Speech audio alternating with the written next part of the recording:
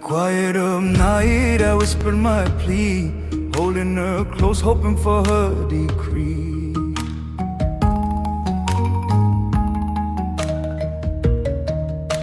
The rasp of a woven basket, the soft hush of ash falling like quiet sand, water poured into a pot with a careful hand. A woman speaks, in Khmer, so softly I only catch the cadence. Come, listen. This is how we keep our hands and our homes clean. Quiet stones, loud stories. Welcome back to Ancient Echoes KH. I'm Sam Nang Bradley. Stories carved in stone and stories stirred in kitchens and courtyards. Today, we follow soap keepers, 3 people who steward ash, oil, and scent into soaps that wash hands, feed markets, and supply temples. I promise this will be sound-forward, tactile, and respectful. We will not give recipes, we will not name household addresses, and we will keep safety first. From me, Sovan, I'll be alongside Samnang today, helping to unpack the cultural and environmental layers. We'll also bring a short public health perspective later, so listeners understand safe principles without procedural steps. First, Context Corner. In many Cambodian households, soap making is not an industrial secret.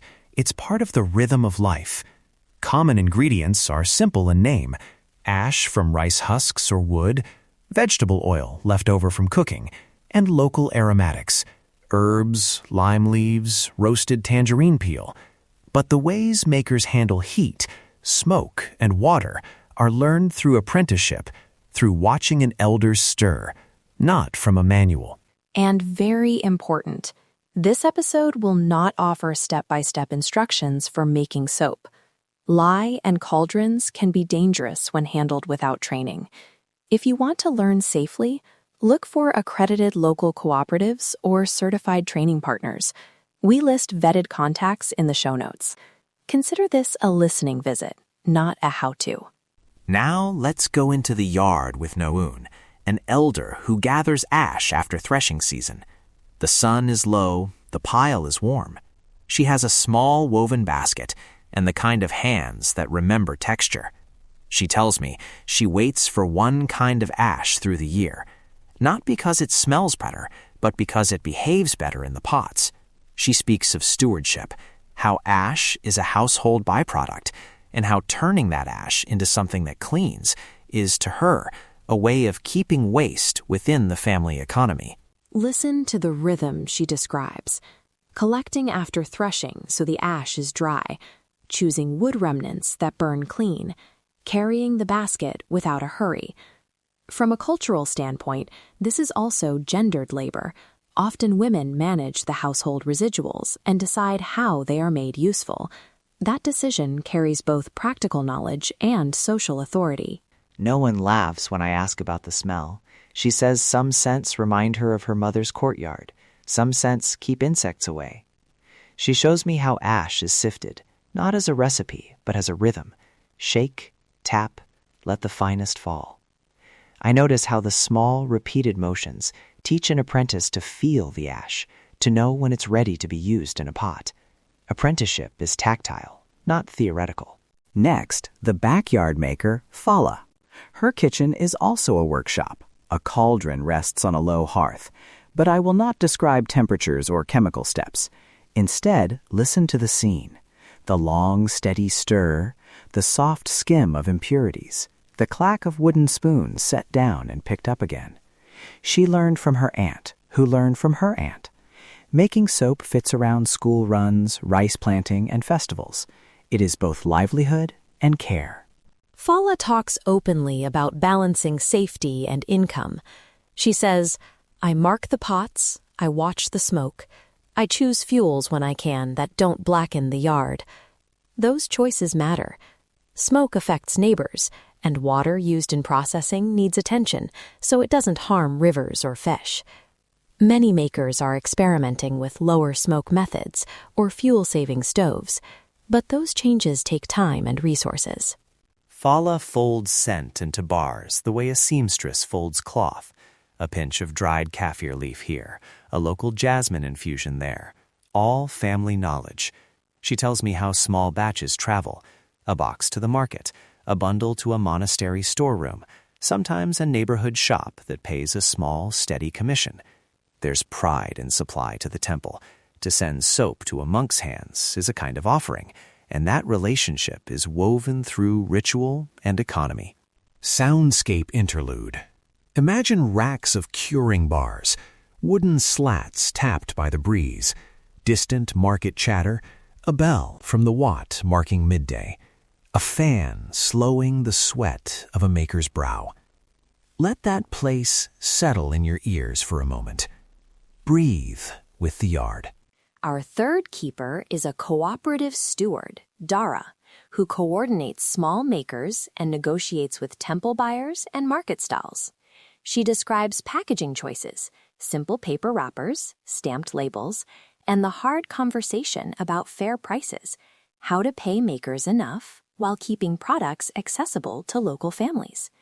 Dara also speaks about protecting family blends. Some recipes are linked to lineage, and she treats those as intellectual and cultural property to be respected. Dara emphasizes mediation. If a visitor wants to support makers, do it through the cooperative or a vetted seller. We do small tours by arrangement, and we pay our makers for demonstrations, she tells me. That line, mediated visits, consent, and fair payment, is essential. Don't ask for on-the-spot recipes. Don't expect free performances. These are livelihoods, not museum props. Now, some expert reflection, not a how-to, but principles.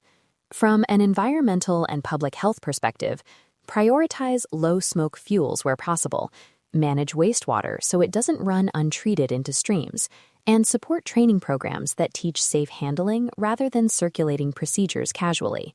If you are a maker or a supporter looking for technical guidance, seek certified programs. NGOs and cooperatives do this work, and we list trustworthy partners in the show notes. I also want to call out a risk we must avoid: romanticizing underpaid work. When we tell these stories, we must ask, are the people we feature benefiting? In producing this episode, participants were compensated, offered review of their quotes where requested, and given copies of the audio for local use. The cooperative contacts in our notes are vetted. Buying directly through them helps makers get fair payment. Practical takeaway for curious listeners and travelers. Ask before photographing or recording. Buy from recognized cooperatives or the maker if they offer sales directly. Never ask for on-air demonstrations that involve hazardous steps. If you want to support wider safety and environmental goals, consider donations to training programs or gifting equipment funds through established groups, rather than suggesting experimental changes that could harm health or livelihoods. And for the craft curious at home, smell recipes, heritage stories, and community ties are beautifully part of this work, but leave chemistry to train hands. Instead, learn through workshops offered by cooperatives that explicitly advertise hands-on training with safety protocols. We link to several such partners in the show notes. Before we close, I want to bring us back to a small human moment. Fala showing me a cured bar she tapped gently on a rack and said, "This one will go to the woman who cooks for the Watt. She likes the light lemon scent." A small bar, a big care. That exchange, hands, scent, and respect, feels like a kind of quiet ritual to me. That is the through line. Material culture is not just objects, it is relationships. The ash, the oil, the scents, they connect household work, temple service, and market life. Listening to those connections helps us understand resilience and stewardship across generations. Thank you for walking into those yards and markets with us. If this episode moved you, subscribe to Ancient Echoes KH. It helps us continue to document and protect these living traditions. Visit our website for show notes, vetted cooperative contacts, and transcripts. Share this episode with someone who loves hands-on stories and sound-rich field recordings. From village kitchens to temple courts, walk the temples with me and bring respect. Quiet stones, loud stories. Sam Nong Bradley. Listen, learn, belong. Oh,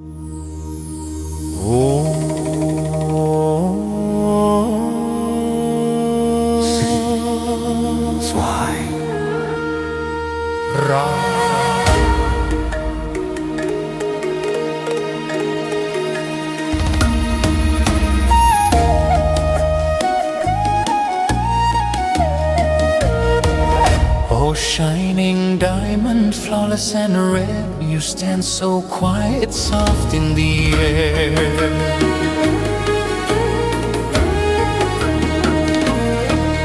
I dared not to rush, you feared you'd flee.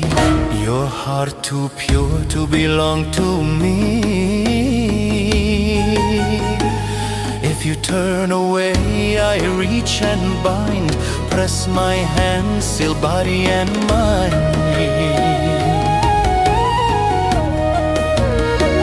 Your brows I trace, your breath I steal. This mark I place is dark and real. From this moment break and fall, hear the spell, obey the call.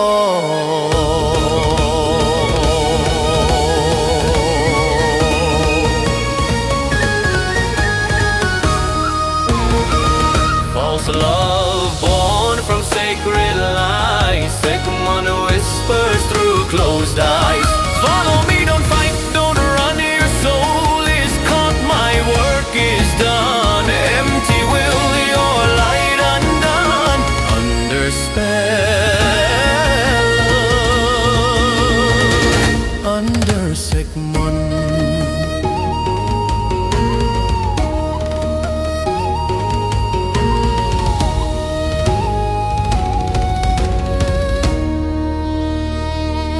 Crystal beauty, diamond bright, caught between shadow, charm and night.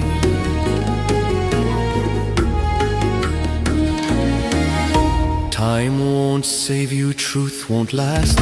This vow is carved, the line is cast.